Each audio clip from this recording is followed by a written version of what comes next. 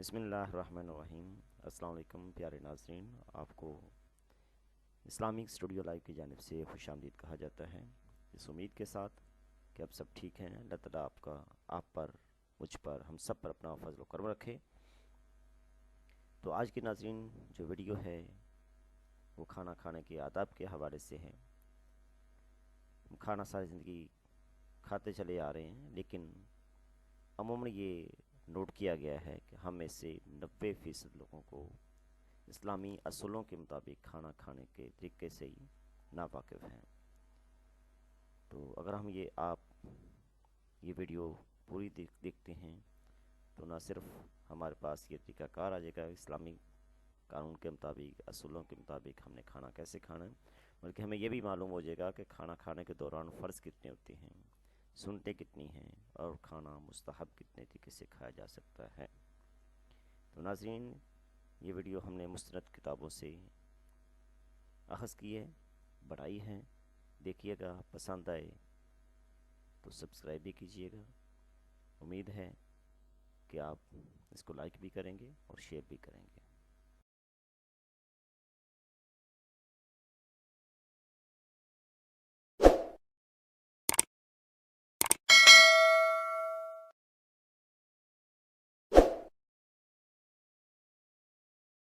کھانے کے آداب۔ نبی کریم صلی اللہ علیہ وآلہ وسلم نے فرمایا، کھانے کی برکت کھانے سے پہلے اور کھانے کے بعد کلی کرنے میں ہے۔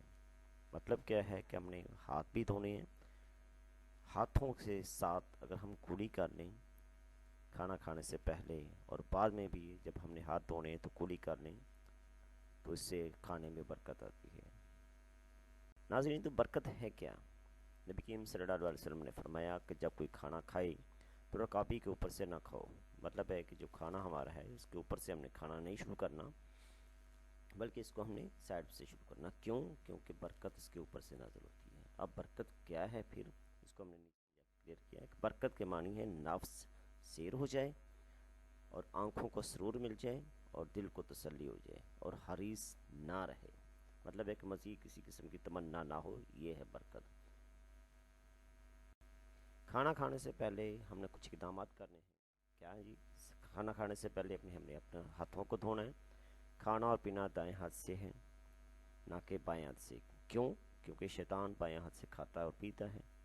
کھانا بسم اللہ پڑھ کر یا پھر ہمیں جو دعا آتی ہے کھانا کھانے کی اس کو پڑھنا ہے۔ نہیں پڑھیں گے تو شیطان اس کے ساتھ کھاتا رہے گا، اور اگر اس کو یاد آ جائے، یعنی کہ جو ہم کھا رہے ہیں ہمیں یاد آ جائے کہ ہم نے نہ تو بسم اللہ پڑھی ہے نہ دعا پڑھی ہے، تو درمیان میں بسم اللہ اول و آخرہ پڑھ لیں گے، کیونکہ جب بندہ اللہ کا کلام لیتا ہے تو شیطان جو کچھ کھایا ہوتا ہے وہ کر دیتا ہے۔ سم ٹائم ایسا ہوتا ہے کہ ہم جب کھانا کھا رہے ہوتے ہیں تو کھانے میں سے کوئی ایک آدھا لقمہ گر جاتا ہے، تو اس حوالے سے نبی کریم صلی اللہ علیہ وسلم نے فرمایا کہ جب کوئی لقمہ گر جائے تو اس لقمے کو شیطان کے لیے نہ چھوڑا جائے، بلکہ اس کو صاف کر کے کھا لیں۔ تو یہاں پر واضح طور پر ہمارے لیے پیغام ہے کہ ہم نے اس کھانے کو ضائع نہیں کرنا، بلکہ اس کو صاف کر کے ہمیں اللہ تعالیٰ کا نام لے کر اس کو کھا لیں گے۔ کبھی ہمیں نقصان نہیں پہنچا سکتا، بلکہ ہو سکتا ہے کہ وہ لقمہ ہمارے لیے باعث برکت بن جائے۔ ناظرین، عموماً یہ بھی دیکھا گیا کہ سم ٹائم مکھی کھانے میں گر جاتی ہے۔ اگر مکھی گر جائے کھانے میں تو اس کا کیا حکم ہے؟ تو اس حوالے سے نبی کریم صلی اللہ علیہ وسلم نے فرمایا کہ مکھی جب کھانے میں گرتی ہے تو پہلا اپنا وہ پارٹ دبوتی جس میں بیماری ہوتی ہے، تو اس لیے اگر کھانے کو دل کرے تو مکھی کو کھانے کے اندر ڈبو کر اس کو باہر نکال دیا جائے، اس کے بعد کھایا جائے۔ اس کے بعد کھانا جو ہے ٹیک لگا کر منع کر دیا گیا ہے۔ کھانے پر بیٹھے ہوئے ان کے دسترخوان پر ہم بیٹھے ہیں تو ہم یہ بھی دیکھنے میں آیا ہے کہ ہمیں سے کوئی ایک بندہ دانتوں کو صاف کرنا شروع کر دیتا ہے، جو کہ دوسروں کے لیے کراہت کا باعث بنتا ہے، تو اس بات کو مکروہ قرار دیا گیا۔ کافر اور مومن کا کھانا۔ بے شک مومن ایک آنت میں کھاتا ہے جبکہ کافر 7 آنتوں میں کھاتا ہے۔ اس کا مطلب ہے کہ کافر کا قصد پیٹ کا بھرنا ہوتا ہے جبکہ مومن کا قصد ضرورت کے مطابق کھانا ہے۔ جی ناظرین، کھانے کے مسائل کے حوالے سے اس کے کل 12 مسائل ہیں، جن میں 4 فرض ہیں، 4 سنت اور 4 مستحب طریقے ہیں۔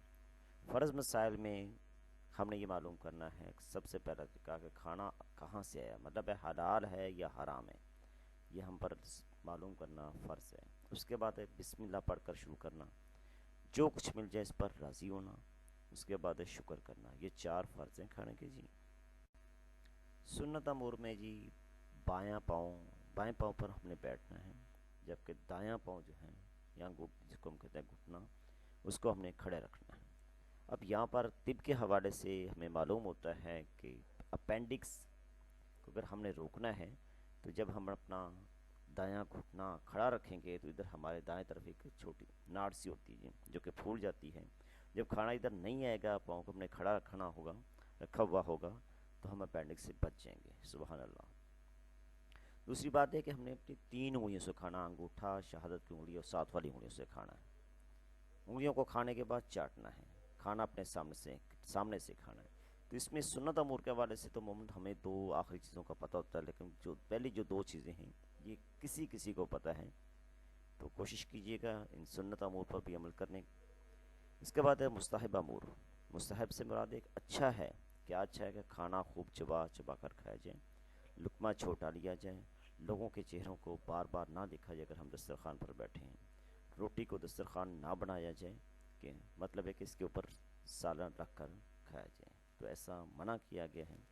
امید ہے جی آپ نہ صرف اس ویڈیو کو آپ نے پوری دیکھی ہوگی بلکہ اس کو پسند بھی کیا ہوگا، بلکہ اس سے بڑھ کر ہم نے یہ معلومات اپنی زندگی کا ایک حصہ بنانا ہے اور کوشش کرنی ہے کہ ان معلومات کے مطابق سنتے رسول صلی اللہ علیہ وسلم کے مطابق اپنی زندگی کو بسر کریں۔ اسی میں ہماری صحت بھی ہے، ہمارے لیے ثواب بھی ہے، ہمارے لیے فائدہ بھی ہے۔ تو اللہ تعالی ہم سب کا حامی و ناصر ہو جی، آمین۔